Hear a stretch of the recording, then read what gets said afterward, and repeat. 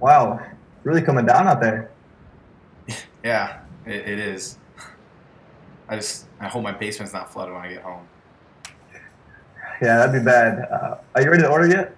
No, no, not yet. I'm waiting for someone. No worries. Just let me know when you're ready. I like the hat, by the way. Oh, thanks. Yeah, hey, hail the victor is valiant. Yeah,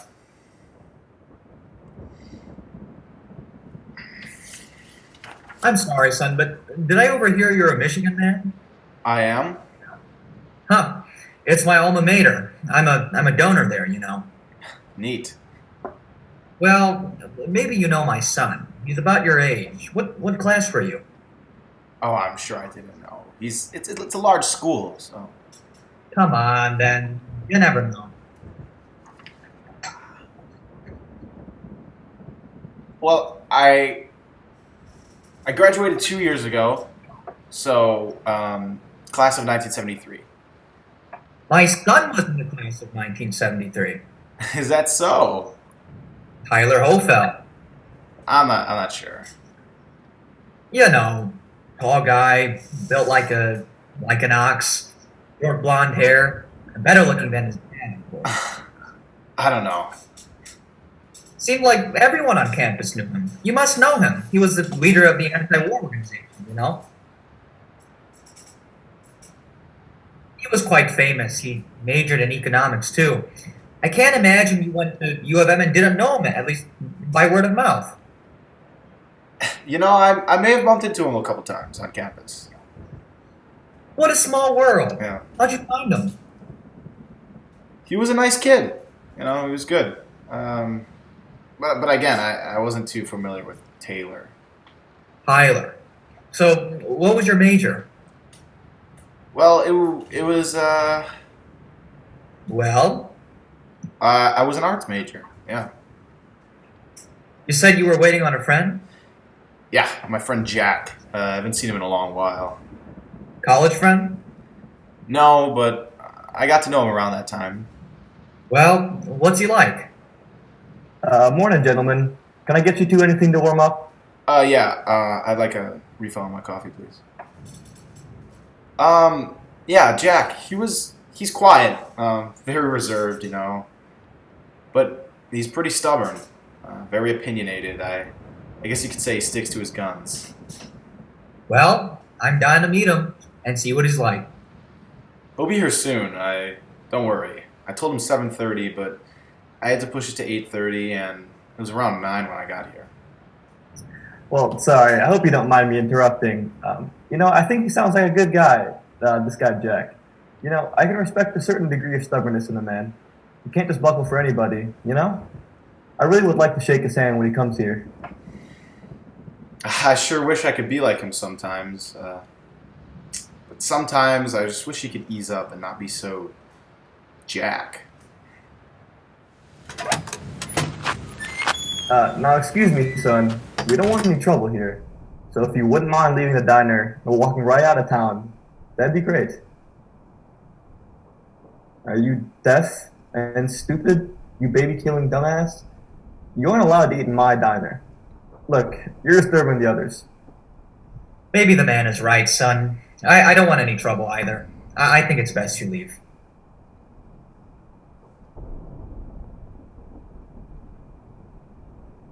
Hey, Steve. That's your friend? Yep, that's Jack. Sure, a poor judge of character, son. Hanging out with one of these low lives. I wouldn't go that far, but it's clear the man hasn't had a college education. None of these Vietnam vets did, you know. I'm not so sure he made it past the fifth grade. What nerve did you have bringing someone like that here? Well, he's my friend, and I just thought we could have breakfast someplace and not be attacked here. Attacked? We're the ones attacking him? Do you know what that a-hole's done? Listen. What was your name? Steven. Stephen, I don't understand why you have to hang out with a character like this. You are a good man. Can't you see what we mean? He's dangerous. Look, he doesn't even want to listen to the waiter when he asks him to leave. I'm not even sure this moron can hear a damn word I'm saying. Let me make it clear. Get out now, or I call the police. And let me say this right now. You'd rather leave than deal with them. Hold on, what did I do wrong? Listen now, he's back talking to me. You know, he needs to be taught some manners. He's right. He didn't do anything wrong. He did when he came in here looking like that. Go on. Ask your friend to leave, Stephen. Jack, why did you have to wear that? I'm not gonna take it off just to make people think I'm someone I'm not. You do the right thing now, Stephen. I'm sure he'll understand if it comes from you. Jack, maybe just leave. We could reschedule, do it some other time. I think it would No. just be better. No, What did you say? no, I'm hungry and I want to eat my breakfast here. I don't care. Leave, or we make your life a living hell. Well, guess what? I don't want to. I couldn't give a crap about what you want. You are some kind of a brat, aren't you, Jack? You think, just for a second, you can walk in here, dressed for war, and think us civilized people aren't going to be in the slightest bit concerned? You're wrong. He doesn't listen, does he? The fool. Your friend even asked you here. What else is it going to take you, numbskull? Do you own the place? What did you say to me? Little goon? Are you the owner? That's it. I'm calling the police, and I'm going to see to it personally that they straighten you out. I have a family, son. Wife and 2 little boys. You think I want them anywhere near scum like you? He raises a good point, though. Well, are you? What? Do you own the diner? Well, technically, no. But the owner's out. And I'm in charge when he's away. I'm not sure you can make that decision. It's up to him. You don't want to shoo a customer away now, do you? I guess you could say, I don't care. What's to you anyway? Excuse me? Why can't you serve him? It's not even your establishment, and he did nothing wrong. I'm sick of people like you thinking you're so high and mighty, and like people like Jack are dirt. He killed people. Like a wild beast. You think that's speculation? That's a fact, son. I think he ought to be allowed to eat here, but son, you must understand that that's the way it is. Those people are killers, you see. You're a university man. I'm sure you could understand that. I can't. Not a single word. And it's too bad I let you villains convince me otherwise. Jack, I'm so sorry. I should have never told you to leave. You two just said you would be dying to meet him. You said, waiter, you said you'd love someone that sticks to their guns no matter what. What made you change your mind? The fact that he's a veteran? If anything, that proves that he's a better man than you expected and a better man than you'll ever be. Talk about your family. Well, he did more for your family than you ever did. And Holfeld, you rich, conceited slime, why do you think you get to weigh a man's soul? Because you have millions to spare and he doesn't? God damn it, it's not even your restaurant. What gives either of you the right? So, this airhead gives one stupid speech, and now I'm supposed to give up everything and let this animal eat in my establishment? There's a small problem though. It's not your establishment. Oh, to hell with you. You know, it's a shame that Vietnamese didn't finish you off. They left us for you to deal with. It's a shame that you can't see past a uniform and a few lines you read in your stupid local newspaper. It's a shame you were at war sitting on your ass when we had no choice but to get busy and start dying for the country. Excuse me, we? You're a vet too, aren't you? I always knew you were a little screwy. What about U of M? I dropped out my freshman year when I was drafted. Never went back. You went to Nam? He's just like that maniac in the doorway. So what if I am? You let me eat here, and you had no clue if I was a veteran or not. You can't know the character of a man and every man and judge him. Neither of you are God. Why must you act like you are? How hard is it for you to treat him like everyone else? He's right. I won't get in the man's way. I have my reservations about your kind, but I don't want to spend the rest of my life making life harder for everyone else.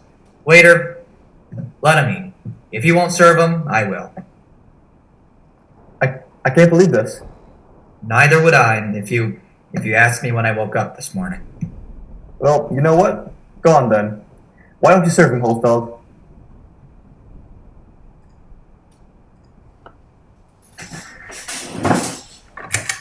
Ah! What was that? Why is it dark? It's the storm. It took the power out. It's my generator. It's completely shot. Hang on, I've got a lighter. What is all this? I'm covered in it. Oh, I'm sorry. Those are my drawings. They must have fallen out of my case when you tripped. Let me get. You know, these are quite good. You know, I used to draw when I was younger, but you know, I just lost the time for it when I got older. Yeah, I would have gone to school for art if it weren't for Nam. Wow, those are good. Now, I gotta go get someone to fix that damn generator. You know, Jack's pretty handy with that sort of stuff. Maybe he could give you a hand. Could fix that. That is if you want me to stay. I've caused enough trouble as it is, and I'm sorry. No, Jack. I'm sorry. I could really use the help. My owner will freak out if the power went out on my watch. Alright, where's your generator? That's over here in the back. Alright. If you have a backup, I can set it up, no trouble. Luckily I do. Listen here, Jack. When the power's back on, I'll get you whatever you want. Thank you. I like the sound of that. So, Stephen, you didn't know my son after all? No, I did. I saw him a few times. Really? I think he was there protesting when we were brought back home. Well, I'm sorry you had to meet him like that. I'm sure you'll meet each other under better circumstances in the future. People bump into each other, you know? Yeah. Here, show me some of those drawings that you did. They're wonderful. 64 years old, and I've never been interested in drawing, but now I'm fascinated.